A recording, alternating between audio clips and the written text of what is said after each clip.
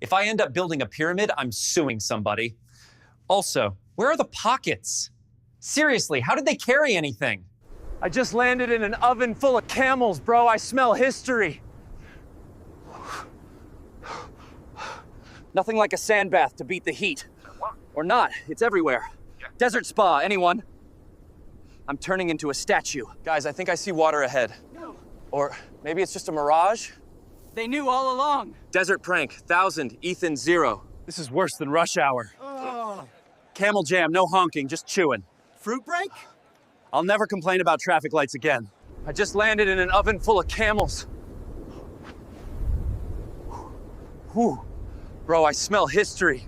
Okay, do they take apple pay or chicken feathers? Tastes like regret.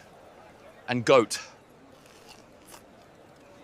First ancient haircut. Send help. New style? New style? Desert chic. Okay, pyramid time. Let's see what's inside. Hello there, Silent Guardian. Can anyone read this? My ancient history class did not prepare me for this. So this is ancient Egyptian spa day, really going all out with the full body treatment. I mean, talk about preserving your youth. This skincare routine is literally to die for.